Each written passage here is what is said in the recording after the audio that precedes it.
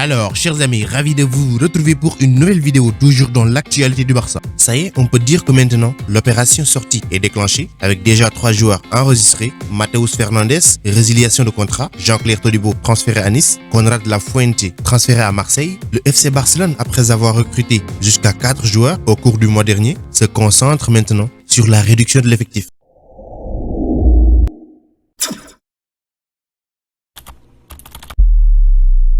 Les amis, avant de commencer la vidéo, je vous présente mon nouveau partenaire, ZoFoot. Comme vous le voyez par vous-même, il y a tous les maillots qui vous passionnent, à savoir les maillots du Barça, nouveaux comme rétro, mais également des maillots du Real Madrid, du PSG, d'Arsenal, en gros de tous les maillots. Les maillots internationaux ne sont pas en reste, que ce soit les maillots du Sénégal, de la Côte d'Ivoire, de l'équipe de France, du Mali, de l'Argentine et tous les pays qui vous intéressent, sans oublier les survêtements que j'aime bien. Vous pouvez l'avoir également dans le site. Commander sur le site n'est pas trop difficile et après chaque achat à hauteur de 79 €, la livraison est gratuite et le mieux dans tout ça est qu'il livre partout dans le monde. Il suffit de créer un compte sur le site car c'est avec ce compte que vous pouvez commander et de pouvoir vous identifier. Donnez votre adresse exacte, mais surtout avant de valider votre commande, il y a un espace commentaire. C'est là que vous écrivez votre taille de maillot que vous souhaitez et tout. Croyez-moi, vous serez satisfait une fois sur le site. Maintenant que tout est fait, utilisez le code promo LMB10 pour bénéficier d'une réduction de 15%. 15% les amis. Donc à vous de jouer. Le lien du site est en description. Et s'il y a un quelconque problème, je suis disponible sur Instagram.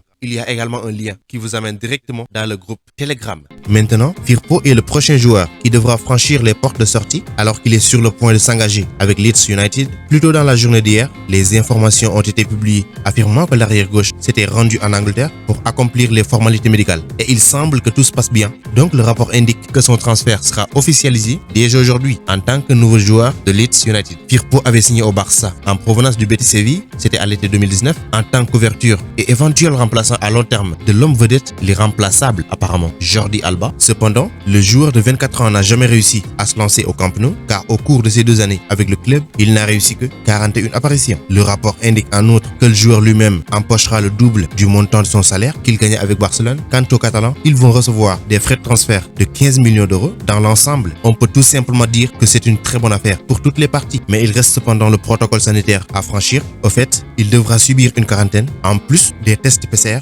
Donc Junior Firpo est presque un joueur de Marcelo Bielsa. Et ensuite Francisco Trincao qui s'est engagé hier avec Wolverhampton sous forme de prêt. Le FC Barcelone a trouvé un accord avec Wolverhampton pour le prêt du joueur portugais et ce jusqu'au 30 juin 2022. Ainsi le club anglais prendra en charge une partie de son salaire et possède en même temps une option d'achat non obligatoire. Qu'est-ce que ça veut dire? Pensons positivement. Par exemple, si Francisco Trincao fait une saison exceptionnelle avec Wolverhampton, c'est ce qu'on lui souhaite, le club anglais peut tout simplement activer l'option incluse dans le contrat qui pour l'instant n'est pas communiquée et si c'est le contraire, Wolverhampton n'est pas obligé de lever l'option. Et dans ce cas, le Portugais va tout simplement retourner au FC Barcelone. Pour rappel, il a joué 43 matchs en tant que Barcelonais depuis son arrivée en 2020. Il a inscrit 3 buts et 2 passes décisives dans ces 43 matchs. Il a joué 28 rencontres de Liga avec 3 buts, 2 contre Alaves et 1 contre le Betis Séville. Il a joué également 7 matchs en Ligue des Champions, 5 en Coupe du Roi et 2 en Supercoupe d'Espagne. Et pourquoi c'est une très bonne affaire pour le développement du joueur? On sait tous que Wolverhampton est une équipe quasi portugaise avec 9 joueurs portugais. Il sera donc le 10e joueur portugais qui va porter le maillot des loups la saison prochaine. L'autre fait majeur à noter aussi est que Jorge Mendes,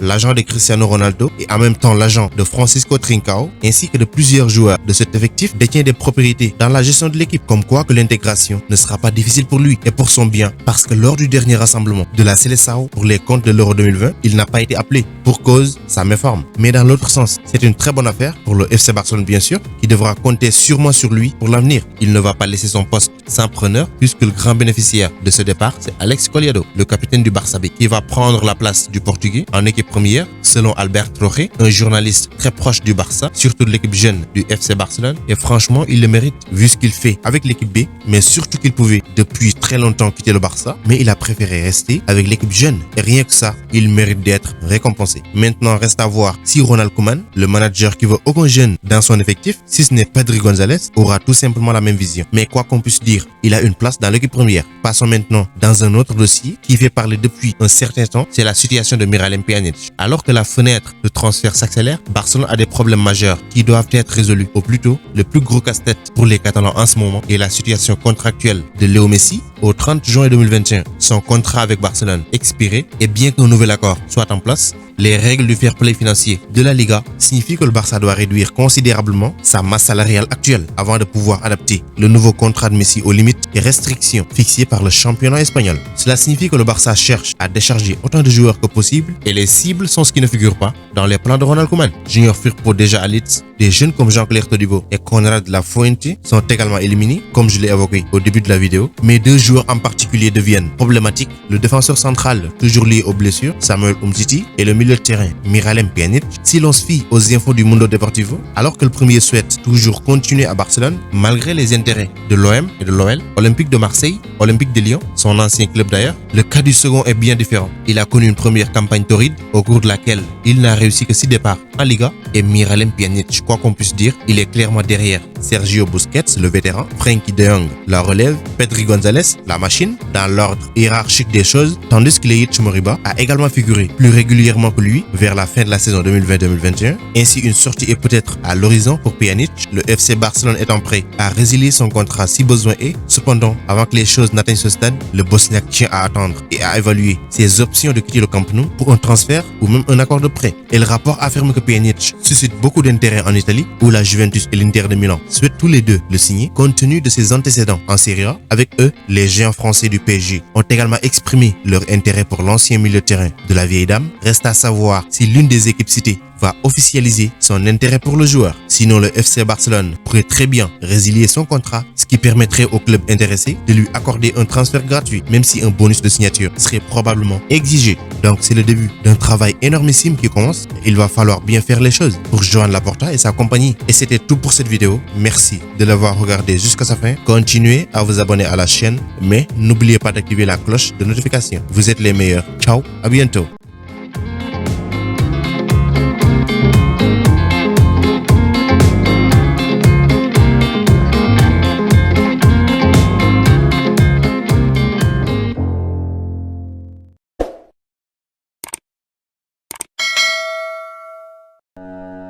Pour échanger avec moi directement, c'est possible sur Instagram. Le lien se trouve dans la description, donc rejoignez-moi là-bas, ainsi que sur Twitter et même sur Facebook.